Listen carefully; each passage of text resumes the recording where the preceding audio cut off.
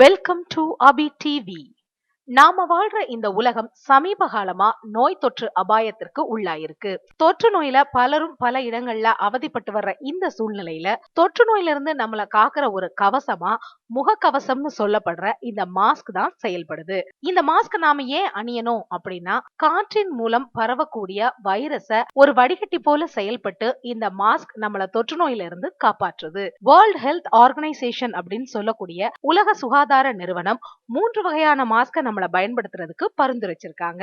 அது என்னென்ன மாஸ்க் அப்படின்னா, துணியால செய்யப்பட்ட மாஸ்க், மருத்துவ பயன்பாட்டிற்கு இருக்கக்கூடிய சர்ஜிக்கல் மாஸ்க் மற்றும் N95 மாஸ்க். இதுல துணி மாஸ்க எப்பெல்லாம் பயன்படுத்தலாம் அப்படின்னு வேர்ல்ட் ஹெல்த் ஆர்கனைசேஷன் சொல்லிருக்கு அப்படின்னா, பொதுவா ஒரு பொது இடத்திற்கு போகும்போதோ இல்ல ஒரு கடைக்கு இல்ல ஒரு பொது நிகழ்ச்சிக்கு போகும்போதோ இந்த துணி மாஸ்க பயன்படுத்த பரிந்துரை பண்ணிருக்கு. ஏன் இந்த துணி மாஸ்க பரிந்துரை பண்ணிருக்காங்க அப்படின்னா, எல்லாராலும் எளிதில் தயாரிக்கக்கூடியதும் வாங்கக்கூடியதும் உபயோகப்படுத்தக்கூடியதுமா இது இருக்கு. எளிதில் அதிக அளவில் உற்பத்தி செய்யக்கூடிய ஒன்னாவும் இது இருக்குது. அதே சமயத்துல இத தூய்மைப்படுத்தி மறுபடி ரீயூஸ் பண்ணக்கூடியதாகவும் இருக்குது. சோ நீங்க மாஸ்கே போடாம உங்க வாயையும் உங்களோட மூக்கையும் அப்படியே கிருமி தொற்றுக்கு அனுமதிக்கிறதுக்கு பதிலா இப்படி ஒரு துணி மாஸ்கையாவது போட்டு தொற்று அபாயத்தை குறைக்கலாமே அப்படிங்கிறதுக்காக துணி மாஸ்க பயன்படுத்த சொல்லி அனுமதிச்சிருக்காங்க. அதே சமயம் நோயாளிகளை நீங்க நேரடியா பராமரிக்கும் போது இந்த துணி மாஸ்க் அந்த அளவுக்கு சிறந்தது இல்ல அப்படின்னும் WHO சொல்லுது. அது மட்டும் இல்லாம துணி மாஸ்க நாம அணிஞ்சிருக்கும் போது மூச்சு விடுறதுல சில இடங்கள்ல சிரமங்களையும் சந்திக்க நேரிடுது. சோ துணி மாஸ்க் வேற வழியே இல்லாத நேரங்கள்ல பயன்படுத்தலாம். பருத்தியில செய்யப்பட்ட துணி மாஸ்க் ரொம்பவே நல்லது. அதுவும் சிங்கிள் லேயரை விட 3 லேயரா இருக்கிற துணி மாஸ்க் தான் பெட்டர் அப்படின்னு சொல்றாங்க. இந்த துணி மாஸ்க் அடுத்தபடியா இரண்டாவதா அறுவை சிகிச்சையின் போது பயன்படுத்தக்கூடிய சர்ஜிக்கல் மாஸ்கையும் யூஸ் பண்ணலாம் அப்படின்னு சொல்றாங்க. இந்த சர்ஜிக்கல் மாஸ்க் சற்று விலை அதிகம். ஒரு தடவை யூஸ் பண்ணிட்டு மறுபடி யூஸ் பண்ண முடியாது. அதனால இத குறிப்பிட்ட நேரங்கள்ல யூஸ் பண்ணுங்க அப்படின்னு சொல்றாங்க. இந்த சர்ஜிக்கல் மாஸ்க யாரெல்லாம் யூஸ் பண்ணலாம் அப்படின்னா, நோய் தொற்று உள்ள ஒரு நோயாளியை நாம பராமரிக்கும் போதும் சுகாதார பணியாளர்களும் கண்டிப்பா இந்த சர்ஜிக்கல் மாஸ்க யூஸ் பண்ணலாம் அப்படின்னு சொல்றாங்க. இருமல், சளி இது மாதிரியான நீர்த்துளிகள் நம்ம மேல பட்டு கிருமி தொற்று ஏற்படுறதுல இருந்து இந்த சர்ஜிக்கல் மாஸ்க் கண்டிப்பா நம்மள காப்பாற்றும். ஆனா ஒரு தடவை பயன்படுத்தியதை மறுபடி பயன்படுத்த முடியாது. இத அப்புறப்படுத்துறதுலயும் ரொம்ப கவனம் செலுத்தணும். மூன்றாவது ரக மாஸ்க் தான் N95. இது பொதுவான பயன்பாட்டிற்கு உரிய மாஸ்க் இல்ல. இது சற்றே விலை அதிகமான மாஸ்க் தான். இது ஒரு சின்ன சுவாச கருவியா கூட செயல்படுது.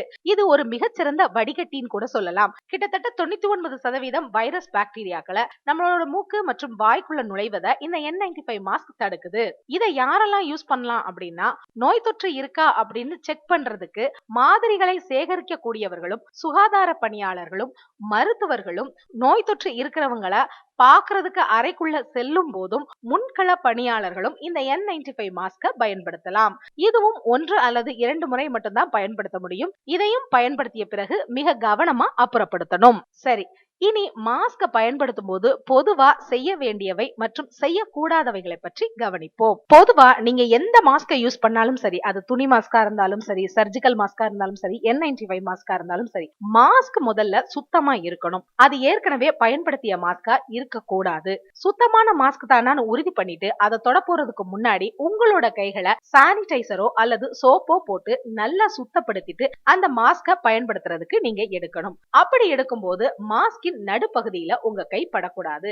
மாஸ்க மாட்டக்கூடிய 2 பக்கமும் இருக்கக்கூடிய எலாஸ்டிக்க பிடிச்சுதான் எடுத்து உங்க காது பகுதியில அந்த மாஸ்க அணிந்து கொள்ளணும். மாஸ்க அணிந்ததுக்கு அப்புறம் சுற்றுப்புறத்துல இருக்கிற காற்று உங்க மூக்குக்குள்ள நுழையிற மாதிரி ஏதாவது கேப் இருக்கா அப்படிங்கிறத செக் பண்ணிக்கணும். அதாவது உங்களோட மூக்கு, வாய் மற்றும் தாடை பகுதிகள் எந்த ஒரு இடைவெளியும் இல்லாம நல்லா கவர் ஆயிருக்கா அப்படிங்கறத நீங்க செக் பண்ணிக்கணும்.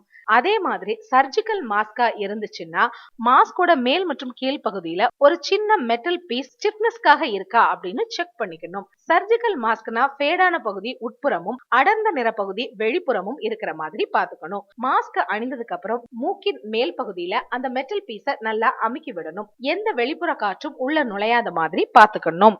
மாஸ்க கழட்டும் போதும் கவனமா காதின் 2 புறமும் இருக்கக்கூடிய எலாஸ்டிக்கை எடுத்தே கழட்டணும். மாஸ்க கலட்டிய பிறகு முகத்தின் அருகில் கண்டிப்பா வச்சிருக்க கூடாது. கொஞ்சம் எட்டியே வச்சிருக்கணும்.